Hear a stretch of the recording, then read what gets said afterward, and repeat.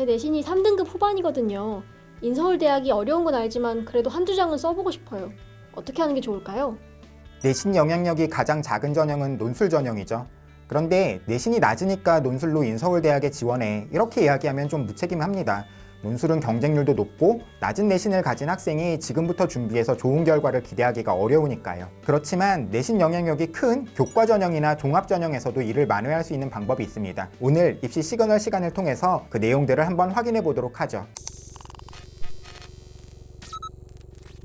먼저 학생부 교과 전형에서는 내 성적 중에서 좋은 성적의 과목만 반영할 수 있는 대학이 있습니다. 그리고 학생부 종합 전형에서는 면접의 영향력이 큰 대학을 지원해 보는 걸 생각해 볼 수 있어요. 국민대가 발표한 자료를 보면 작년 학종에서 면접으로 역전한 비율이 50% 정도가 되거든요. 면접을 보기 전에는 불합격권에 있다가 면접을 본 이후로 합격권으로 올라간 학생이 모집 인원의 절반 정도가 됐다는 거예요. 그럼 면접의 영향력이 큰 대학들을 확인해서 그런 대학 위주로 지원하는 게 좋겠죠. 먼저 교과 전형에서 좋은 성적만 반영할 수 있는 인서울대학은 명지대, 서울여대, 덕성여대, 동국대 이런 대학들이 있습니다. 이 대학들은 3등급인 줄 알았던 내 성적이 2등급으로 변할 수가 있어요. 명지대는 총 18과목을 반영합니다. 국어, 영어, 수학, 탐구 4가지 교과에서 성적이 우수한 4개 과목씩 뽑아서 16과목을 반영하고 여기에 진로 선택 과목 중에서 성적이 우수한 2개 과목을 추가로 반영해요. 성적이 우수한 과목만 반영하다 보니까 일반적으로는 4등급이었던 학생이 3등급이 되기도 하고 3등급이었던 학생이 2등급이 되기도 하죠. 여기에 명지대는 고등학교 과정에서 이수한 인수 단위가 많을수록 가산점을 부여하기도 하니까 이런 것까지 살피면서 내 경쟁력을 확인하면 좋을 것 같아요. 물론 내 성적만 좋아지는 게 아니라서 좀 별론데 라고 생각할 수도 있어요. 하지만 작년 명지대 서울 캠퍼스 입결을 보면 합격자 최저 성적의 평균이 3.03이었고 중어 중문은 3.94, 미술사학은 4.56, 아동은 4.31, 청소년지도 5.38, 법학 3.75처럼 굉장히 성적이 낮게 나온 모집 단위들도 있었습니다. 이 성적들이 일반적인 성적이 아니라 명지대식으로 좋은 성적의 과목들만 뽑았을 때의 결과라는 것들을 기억하면 좋겠죠. 덕성여대와 서울여대는 명지대보다 더 적은 과목만 반영합니다. 총 12과목씩만 반영하니까 유리함이 더 커지겠죠. 그런데 두 대학 사이에는 약간의 차이가 있습니다. 먼저 덕성여대는 교과 전형 중에서 학생부 100% 전형만 12과목을 활용하는데 국어, 영어, 수학, 탐구 중에서 성적이 우수한 3개 교과만 활용해요. 내가 다른 건 성적이 좀 괜찮은데 수학이 좀 약해. 그러면 수학 성적은 아예 반영하지 않고 국어, 영어, 탐구 성적만 활용 가능한 거예요. 그리고 또 그 중에서도 성적이 좋은 4개 과목씩만 반영을 하죠. 반면 서울여대는 명지대처럼 국영수탐 4개 교과 모두 활용하는데 그 중에서 성적이 우수한 3개 과목씩만 반영을 합니다. 두 대학 중에서 어느 대학을 지원하는 게 조금이라도 합격 가능성을 높일 수 있을지는 장담할 수 없어요. 다만 의외의 입시 결과는 모집 인원이 많은 것보다는 적은 곳에서 나올 확률이 조금은 더 높습니다. 덕성여대는 유아교육이나 약학을 빼고는 글로벌 융합대학, 과학기술대학 이런 식으로 좀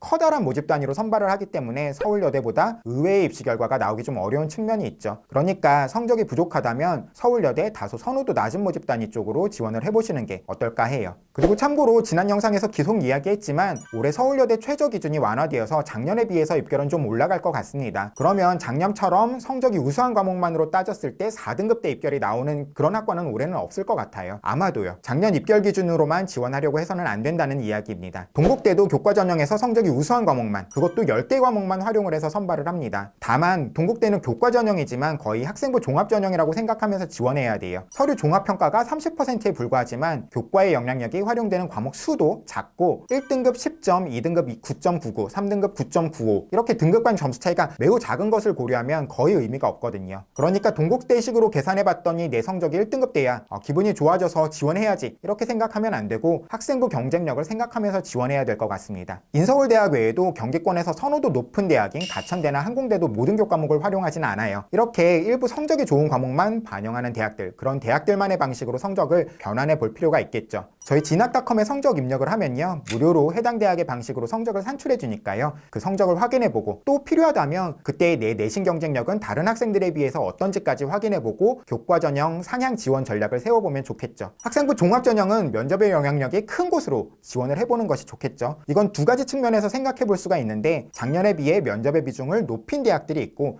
1단계 선발 인원을 늘린 대학도 있어요. 더 많은 학생을 불러서 면접을 보려고 하는 거죠. 이런 대학들은 면접을 통해서 학생들을 더 변별하고자 하는 의지를 가진 대학이니까 면접을 통한 역전 가능성이 있을 수 있을 것 같습니다. 먼저 면접 비중을 작년에 비해 높인 대학은 한국외대와 서울여대예요. 한국외대는 면접형의 면접 비율이 30%에서 40%로 늘어나죠. 물론 서울 캠퍼스에 일반고 3등급 후반, 4등급 초반 이런 학생들이 합격하기에는 어려움이 있습니다. 그런데 글로벌 캠퍼스는 3등급 후반, 4등급 초반이라고 해도 도전해 볼 수 있어요. 물론 특목고 학생들 때문에 입결이 낮다고 생각할 수도 있지만 어학 관련 역량이 두드러진다면 일반고 3등급 후반, 4등급 초반 학생도 합격이 가능합니다. 자연계열 학생들은 특목고 학생들의 지원은 없죠. 자사고나 과학 중점학교 학생들의 지원이 일부 있기는 하지만 일반고의 합격과 등록이 훨씬 더 많아요. 그런 상태에서 작년 모집 단위의 입결 평균이 3.5였다라는 건 물론 학종이니까 단순 등급으로 평가할 수는 없지만 일반고 3점 후반대, 4점 초반대에서도 합격을 기대할 수 있었다는 거죠. 올해는 면접 비중이 더 높아지니까 면접의 영향력은 더 커졌을 거고요. 서울여대는 면접 비중이 작년 40%에서 올해 50%로 높아졌어요. 거기에다가 앞서 말씀드린 것처럼 1단계 선발 인원을 늘려서 면접 응시를 많아지게 한 대학도 주목해야 된다고 말씀드렸는데 서울여대가 또 그렇습니다. 면접 비중도 높이고 1단계 선발 인원도 증가시켰다. 이건 면접 영향력을 크게 가져가고자 하는 서울여대의 의도가 있었다고 보여요. 물론 1단계를 통과해야만 하는 그런 미션이 있지만 작년 서울여대 플러스 인재 입결을 보면 최종 합격자 중에서 일반고가 76.5%였고 나머지가 23.5%였어요. 그런데 이 중에서 외고나 국제고 학생들은 인문계열 모집 단위로 지원하고 합격했을 테니까 자연계열 모집 단위 합격자는 거의 대부분 99% 이상의 일반고 또는 자공고였다는 의미가 되죠. 그런데 이 자연계열 모집 단위의 최저 합격자의 평균 성적을 보면 4.16이었습니다. 평균으로 봐도 3.56이었고요. 그러니까 거의 대부분의 합격생들이 일반고 학생이었던 그 전형의 입시 결과가 최저는 4.1, 평균은 3.5였다라고 하는 것은 3점 중후반대 혹은 4점 초반대의 일반고 학생이라고 하더라도 충분히 도전해볼 만한 가치가 있다 라고 생각해 볼 수가 있게 되는 거죠. 거기다 올해는 면접의 비중도 더 커졌으니까요. 덕성여대나 동국대도 1단계 통과 인원을 늘렸습니다. 면접으로 뭔가 차이를 이끌어내야 된다고 한다면 이런 대학들을 주목해보면 좋겠죠. 물론 일반고 3등급 후반이나 4등급 초반 학생들이 인서울대학에 합격하는 건 사실 어려운 일이에요. 하지만 불가능하다는 이야기도 아니니까요. 앞서서 말씀드렸던 것처럼 좋은 성적만 반영할 수 있는 대학이나 면접의 영향력이 더 커진 대학들을 중심으로